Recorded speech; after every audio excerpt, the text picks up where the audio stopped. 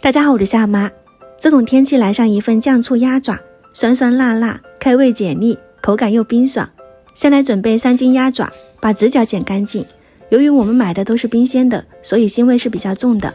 在里面加入1勺食用盐，2勺面粉，小半碗的料酒，抓捏3-5分钟，这样处理一下可以去除大半部分的腥味，而且面粉可以吸附鸭爪上面的一些脏东西，吃起来更放心。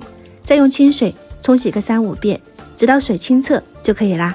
这样鸭爪处理起来干干净净。可以连水带鸭爪放入锅中，加入姜片、八角、桂皮和花椒，煮开后撇干净表面的浮沫，再开中火煮上10分钟或者是15分钟。鸭爪是比较硬的，可以多煮一会儿。煮好就可以捞出来，放入冷水里面。煮熟后的鸭爪上面会有很多油脂，冲洗干净，至少是2到3遍吧。只要这个冲洗干净后，整体的鸭爪就很清爽了。加入冰块，还有适量的凉白开，放到冰箱冷藏备用。接下来就是酱料了，准备姜片切成丝，蒜粒切成片，还有小米辣切成圈，放入大碗中。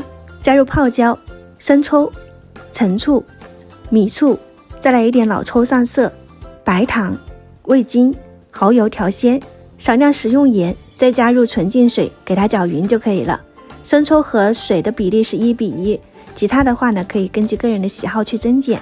再把我们冷藏过后的鸭爪控干水分，放进盒子里面，倒入酱醋汁，然后的话呢放到冰箱冷藏过夜，泡1个晚上更加入味儿。中途可以多翻面，确保2面都上色均匀。第2天我们的酱醋鸭爪就可以开吃了。这个你放在冰箱泡个3-5天都没有问题，吃起来真的是冰爽解腻，酸辣开胃，和啃鸡爪有的一拼呢。这个味道我真的很喜欢，一点也不会油腻。如果你也想吃，可以点赞收藏起来试一下。喜欢我的视频记得关注我哦，我是夏妈，下次再见。